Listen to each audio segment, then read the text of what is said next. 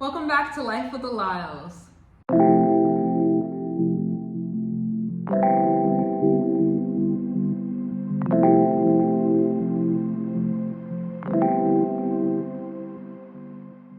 We moved to Morocco and we have now been here for exactly 1 whole week. Last week we asked you all to provide us with some questions on Instagram and on YouTube, and you guys did just that. This episode, we're going to do a Q&A and go over the questions that you've asked us about our move. But before we dive in, we want to make sure that you all subscribe to our channel and click the notification bell so that you get our videos every Monday at 4 p.m. Eastern Standard Time, as well as like this video if you enjoy the content. So the first question that you all asked was why we decided to move out of the US. The number one reason that we decided to move to another country is because it's a dream. It was a dream of ours to see more of the world, to see different cultures. So instead of just waiting later in life to do it, we're like, why not now? Another reason would definitely be the food quality. The food is so much fresher here. You can really just taste the difference, not only in the type of cuisine, but just the freshness. And you can really taste the difference of not having a lot of GMOs in your food and a lot of those preservatives. I guess all this time preservatives have a taste. But yeah, overall the food quality is amazing. And we don't feel sick after we eat every time. You don't feel all bloated and like groggy when you eat here.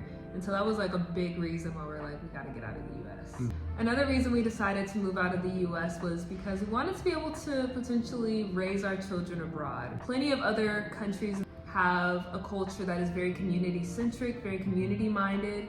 And we wanted our kids to be fully immersed in that experience and also to be able to experience cultures outside of their own. Another part of that is safety, not only for our child, but also safety for my wife. And it's just been a lot of violence that we suffer in the US, gun violence, crime, that we just don't see or experience here. Yeah, it's not something that we have to think about regularly while we're here in Morocco. Even like my safety as a woman, like if I were to walk around here at night, I wouldn't have any issues doing that. Versus in the US, like I had my pepper spray on me all the time. So these are just a few things in terms of like safety when it comes to gun violence, just violence in general, crime, all those things. It's not really prevalent as much in the city that we live in. Another thing that I really loved about this city was its sense of community, the way that people treated each other, the respect that people held for each other, and it really just makes a difference in your interactions throughout the day, keeping you in such a happy and more positive mindset. Even in terms of people going out a lot more, I know in the US we're very isolated and the pandemic kind of exacerbated that experience for us. But even prior to that, people were just very closed off, and in Morocco that's not the case as much. People go out often, people talk to everybody, they're trying to interact, and so just that community mindedness is so much different than what we experienced in the US. In moving here, it's really taken us out of the comfort zone of being able to be removed from our own element and being able to step back and really learn ourselves a little bit more, learn more about each other. And not only that, how capitalism has played a huge role in the condition and the way that we think, not only that we interact and what our priorities are in life, but overall how we even just treat each other and devalue how precious each and every person is that we come in contact with. And we even see how health and wellness is commodified in the US a lot more than in most places in the world. For example, you'll see a lot of gyms, you'll see, those wellness shots that they have at Whole Foods, they sell all these things, versus here, like these places that we live are very walkable. People are going out and eating well. You don't have to go to a gym because you're already moving usually. You don't have to pay for medication because the food quality is better. They're trying to make sure that you're getting your vegetables and your fruit intake. So like these are just things that are so much more different because it's not influenced entirely by capitalism. What was the motivating factor behind us moving to Morocco specifically? We visited Morocco about a year ago for our honeymoon. We spent 8 days here. We visited 3 different cities. We went to Tangier, Marrakesh, and Chefchaouen. During our time here, we were able to kind of discuss the likelihood of us moving here. We fell in love with this place. We just knew that we wanted to potentially move to this country. One thing that does make it easier is US citizens are visa exempt, and it mitigates a lot of the paperwork and allows us to stay here for 90 days at a time. The proximity to other countries as well was a really big reason for us to move here. So Morocco geographically is right across from Europe, specifically Spain, but it's such a quick flight to Spain or to any other nearby countries in Europe, as well as a lot of the countries in Africa. So you have Algeria and Senegal that are close by, and a lot of these places are just easily accessible, and it's not as expensive to travel to from here versus if we were to travel from the US. Another hot topic in the US is how expensive things are getting. Inflation is real. Yes. It's too real. Yes, and so moving here is very inexpensive. There's a lot of the same luxuries that we experience here that is at a much more reasonable price, allowing us to really just save more and experience a lot more as our dollar is stretched further. When we first visited Morocco last year, it didn't feel too much like a culture shock, even though we were literally in the continent of Africa, which we thought would feel like, I don't know, astronomically different. But that wasn't the case. And so because of that familiarity to some degree, we were able to transition well. And since our time here, we have been able to immerse ourselves comfortably. We don't feel like things are too out of the norm, all the way down to groceries and all the different things that we'll talk about later in this video. So it feels very familiar. Yeah, not only that, it's the housing is a lot more luxurious here than I imagined it would be. Mm-hmm. Actually, the quality of life in general over the US. I guess I've always been conditioned that it doesn't get any better than living in the US, but I was obviously wrong. That's what they have you think? Yeah, that's what I was wrong. Yeah. Another question you all asked was, what has the moving process looked like? Moving is tough. Even if you're moving down the road to an apartment or house a few miles away, the logistics of what it looks like to move to another city was new for us, and was another city, another country, you're right, continent. Another continent. It was different. It was different. It was difficult. I'll be real. Mm-hmm. But in hindsight, it was definitely not as difficult as we anticipated, and it was 100% worth it. We wanted to make it as easy as possible explaining what our moving process looked like. This doesn't include everything, but these are just some real high-level things that we had to do in order to plan for our move to Morocco.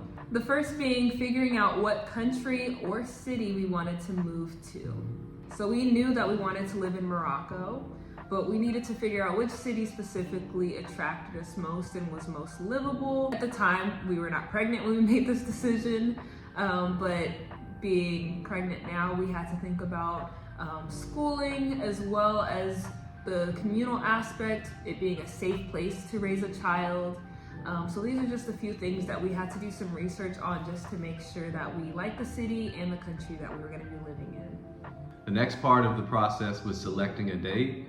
That to me felt like throwing a number into a hat, and whatever I picked up was the date we chose. So it was not necessarily a lot of contributing factors to the date itself, but we decided on moving in November.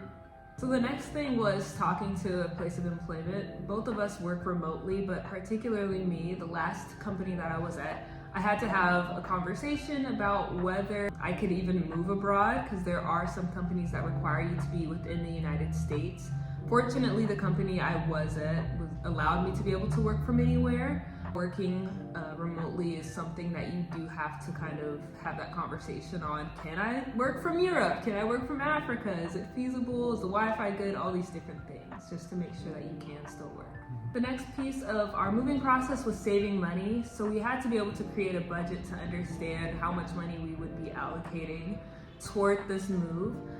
For us, we weren't just moving to Morocco. We had to transition all the way from Nashville back home to my hometown, Las Vegas, and then to Morocco. So it was a lot of saving money and putting money aside to be able to make this trip feasible. After that, we had to book a flight. It's actually more expensive to fly domestically than it is internationally. Obviously, this does depend on when you are booking your flight seasonally. So there are low seasons and high seasons. With that, we had to be mindful of, making sure that that was taken into account when we were even selecting a date. Next was just packing and figuring out what we wanted to bring. And obviously we're not gonna fly with furniture, but it was mainly looking at what the weather was going to be when we got here, what type of clothes that we want to bring, and especially since we're going to go back to the U.S. after this trip, we looked at mainly bringing our winter and warmer clothes, and when we go back we'll bring more spring and summer clothing. And lastly is just finding housing. Some people, they'll look for houses and apartments before they move. For us, we decided to move here first, rent an Airbnb for a month, and look for housing while we're in Tangier. And we'll be covering that in our next episode. Now we're gonna get into a little bit of lifestyle questions that you all asked. How is shopping in Morocco? How do we manage and handle all the hagglers? Shopping is just like the US. There's not too much of a difference, maybe in the types of ingredients they have here and the types of products they have here compared to the US, but it's relatively the same. Hagglers, I would say mainly in the touristy side of the city. You're gonna get a few more people that are trying to get you to buy their goods. But for the most part, I just say no thank you and keep it moving. And outside of that, no, hagglers isn't too big of an issue. And outside of grocery/food shopping, the clothing is so much nicer here. I feel like their style is so different because this is a Muslim country. They're a lot more covered. So I feel like the style is different, but it doesn't mean that it's ugly at all. They're very, very cute. It's still very trendy. So that's been cool to see in comparison to the US. You've been finding a lot more clothes here that you can wear too. I have. Oh my, so that's another thing. So with shopping, I feel like I'm never able to find anything in the US because everything is a lot bigger. I have a very small body type, so in general it's hard to find stuff. It's hard to find pants, dresses, all those things. But being here, everybody's already really tiny and they're really fit because they move so much. And so all of the clothes that I see, I can pretty much wear. So it takes me 10 minutes to find something at the store versus days to find anything in the US. The next question was the language barrier and if we plan on taking language courses. The language barrier was a lot easier to navigate, especially when we were here the first time, because we were in a lot more touristy areas to where people had to speak English in order to work there. And now after moving here, and especially the local area outside of the Medina, it is a lot more challenging in communication. Not impossible, but there is a lot more people that do not speak English. And the main languages over here are French and Arabic. But the funny thing is about being immersed in a new city, in a new culture, in a new language, is you begin to pick up on a lot of the different words and learn the basic expressions for communication. So we've been making it. It's not been too horrible for us at all. Yeah. We do not plan on taking courses right now, but we will be using Duolingo because we were under the impression that Morocco spoke a lot more Spanish than it did. We did not pick up on the French influences. We knew that they spoke French, we knew that they spoke Arabic, but we thought that there would be a little bit more Spanish, which both of us kind of have that under our belt a little bit more.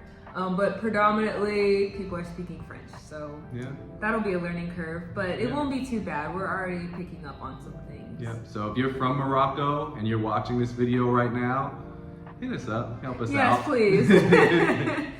Babe, the people want to know, before we left Vegas, somebody lost their wallet. I don't know who. The day before. And so the people want to know, did you find your wallet? I did not find my wallet, but somebody did. As it turns out, shout out to Pregnancy Brain for messing me up. I left my wallet at a restaurant that we were at the day before we left. I didn't realize it until literally that night before we were gonna leave. So it looks like a waitress had found it and she was trying to get a hold of me through my mother, through Instagram, and through all these different avenues. But fortunately we did get my wallet back. I do not have it with me here in Morocco, but my family has my wallet now, so I will be keeping it in a safe place. Shout out to the honest people, yo. Yeah, because she really could have kept my debit card. I mean, I would have froze it, but still, you know, she tried to track me down, and I'm so thankful for her. So shout out to the waitress for finding my wallet. So, what did we do with our dog? What did we do? We don't have a dog. So my parents have a dog. We were living with them while we transitioned to Morocco. That's like my little baby, but that's not my dog, so I didn't have to do anything with him. So he's safe. He's not, you know, in the pound or anything. Y'all want to know, what jobs do we have? Do we even work? Who knows? Yeah. We do work, like I said. We work remotely. I work in the public relations field, and Koyo, he works in the financial sector. Next question is, how long do we plan on living in Morocco? We don't like moving that much. Hate it. So we're going to try to be a little bit more established. Yeah, we've moved every single year since we've been married. Like in terms of like moving from apartment to apartment and now city to city. So we want to stay put. Yes. Yeah. So we don't know how long just yet, but like we want to be able to be here at least for a few years, you know, especially with having a baby. We don't want to be moving like that all the time. Mm-hmm. How is living in Morocco while Black? We can spend a little bit of time answering that question, but the simple answer is people look at you definitely as an individual and not by race. If anything, you're looked at by what nationality you are. Mm-hmm. Yeah. They've been trying to figure out where we're from. Because when we tell people that we're from the US, like a few of them were like, no, you're from Senegal, or you're from, where else did they say? South Morocco, like the southern part of Morocco. Like they didn't believe you're from the US. So I mean, that works to our favor. But yeah, they don't really think about race, I guess. No? Yeah. Have you guys found an apartment or house yet? The answer is no. So as we shared in our first video, we are staying in an Airbnb for a month. This makes it a little bit more challenging because we have exactly a month to find an apartment.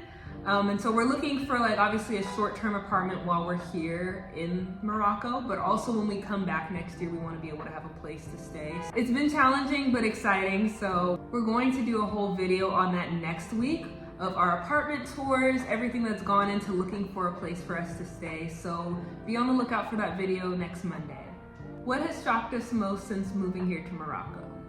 It's definitely not been any bad shocks at all. Everything has been shocking in a good way. Mm-hmm. One of them was just how friendly the people are.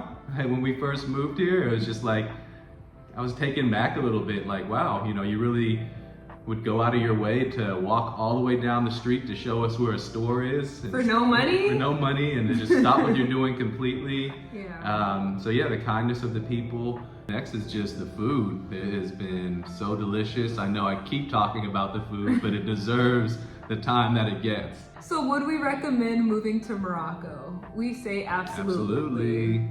Absolutely. It's been a pleasure living here so far. Again, it's only been a week for us, but it's been an incredible experience. Felt a lot more safe, like we said. Felt healthier, just walking as much as we have, eating as well as we have, and also just the people. So we definitely recommend it.